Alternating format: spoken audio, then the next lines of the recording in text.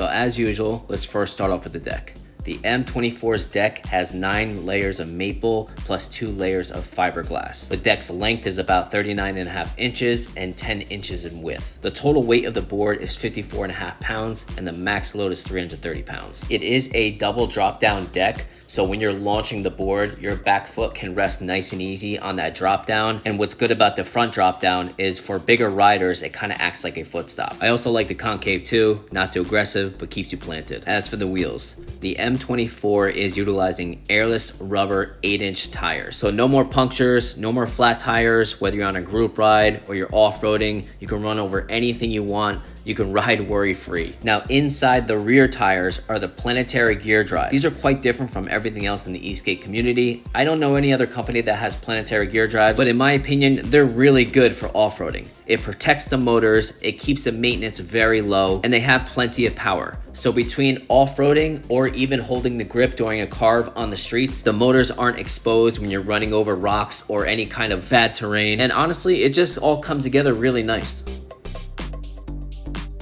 So this is a part I usually go over the trucks, but obviously this isn't your traditional board. This has full independent suspension from Top Aviation aluminum CNC parts. Now this is a real heavy duty system, and to be honest with you, it's quite complex. Now here are a few clips showing the suspension in action, both on the road, riding over bad roads, off-roading, and carving. Check it out.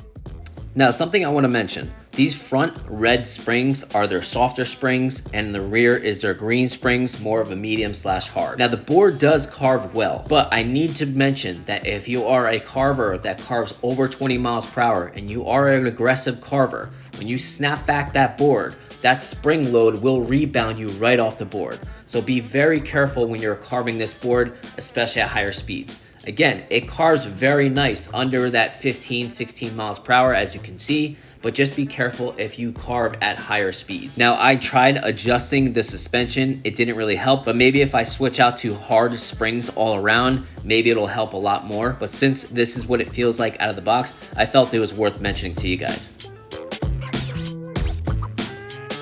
As for the ESC, ECOMOBL doesn't have too much information on their ESC other than it's pushing 60 amps and it's a waterproof ESC. Now, even though I think there should be more information, I'm not really complaining. It's not twitchy, it's smooth, it's got good power, great brakes, no cutouts, no lockups, no complaints from me. As for the remote, the remote's cool. I like the remote. It has a nice colored screen, which you can actually change different colors. Because if there's 4 speed modes, you can select which color you want each speed mode. Now you have your speed modes, your brake modes, your trip, your total miles, your battery meter for your board, your battery meter for your remote, reverse, and auto on and auto off as long as you kickstart the board. Now the ergonomics of the remote kind of make it look like a dual trigger, but it's still a scroll wheel. But I kind of like that because it makes it a little bit more comfortable to hold and it allows the screen to be way bigger. It is plastic and it's wrapped in a carbon fiber vinyl wrap, and it uses a USB-C charging port. And I also like how some remotes have that kind of digital RPM. When you hit the throttle or you hit the brake, it kind of shows you how much RPMs you're using. Then if you hold and press the one button all the way to the left below the screen, you will turn on your headlights and your underglow lights. That's 4 headlights up front and 2 lighting strips on both sides of the battery. Now, if the remote is off, and you hold and press both buttons all the way to the left and the middle button, it'll bring you to that back screen menu. Just like the FOC remotes having that back screen menu, with this you can change and customize different settings, parameters, colors, and you can adjust how each speed mode can perform. As for the battery, the M24 is utilizing a 14S 4P 16 amp hour 806 watt hour Samsung 40T battery. As for range, I'm a 160 pound rider and the temperature is about 69 degrees Fahrenheit.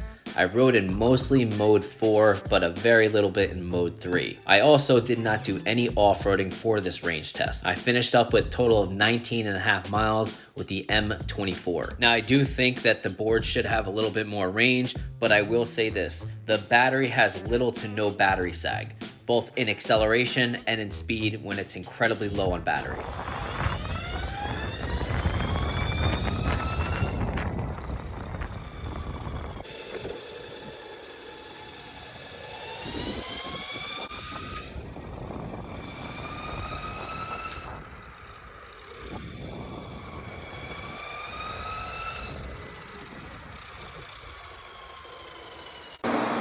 Okay guys, here we go, a giant hill test, a same hill we always use. ECOMOBL M24, two-wheel drive version, mode 4, almost full battery. I'm also going to attach the microphone to my shoe so you can hear these motors scream, especially low RPMs. When you're slowing down, you're just starting to speed up, listen to these motors. All right, here we go.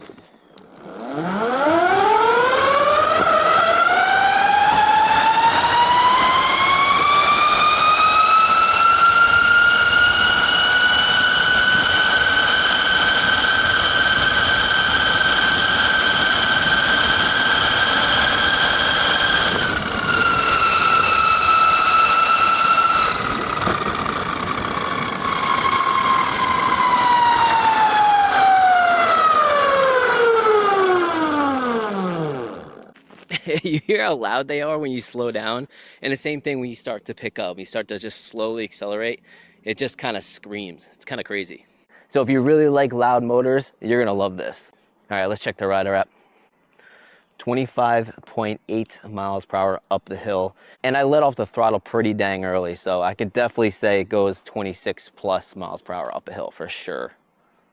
Okay guys, acceleration test on the ECOMOBL M24. Speed mode 4, almost full battery. 1, 2, 3, go. Nice. Great. Good power.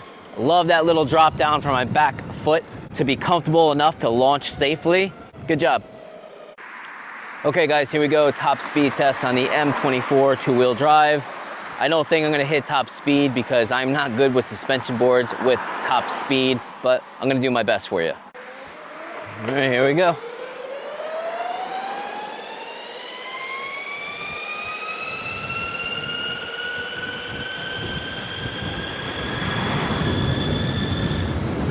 Woo! Yeah.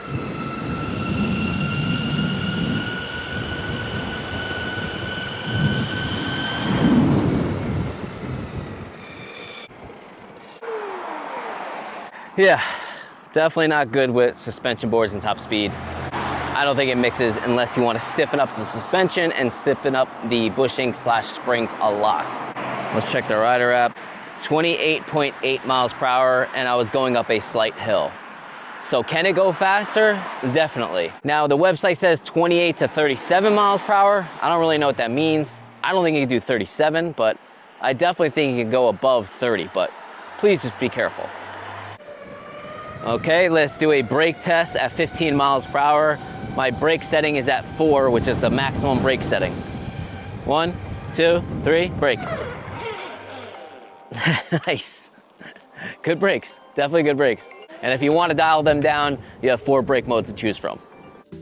Few things worth mentioning. Now, having suspension like this is awesome. Having big airless tires running through the trails is awesome. And having that with a decent sized battery is awesome. But that comes at a cost. When you're riding through all these crazy trails, rocks, tree branches, you're gonna scuff up that battery. here's what it looks like brand new, and then here is what it looks like one day after riding through trails. So you will absolutely scratch up your entire enclosure on the bottom and even scuff up the bottom of your suspension. Now, some of you may say, hey, this is normal, it's a part of off-roading, and I agree. But it's not just about scratching up and damaging your brand new board. It's also feeling everything under your feet when you're off-roading. Now, the charger is a 5-amp charger with a built-in fan, which I like. Even though the website says it's a 4-amp charger, I actually really like this little setup because it's lightweight and the charging port connection is nice and secure. It's not kind of a cheap, flimsy charging port. Now, like I mentioned before, the suspension system and the springs are pretty complex. I wish the owner's manual showed you how to adjust the springs and those colored smaller springs that we call bushings. The owner's manual is just filled with a bunch of spec information on all their other boards. I don't know why I would need information and specs on all their other boards. It's more like a catalog for their lineup rather than an actual owner's manual. Because like I said, it's a complex suspension system and I want to learn how to adjust it. Now, the board does have a built-in handle / taillight. It's an accessory inside the box that comes with the board. I didn't put it on, but if you decide to scoop the board and you needed a carrying handle and you wanted a rear taillight, worry no more, it comes with it.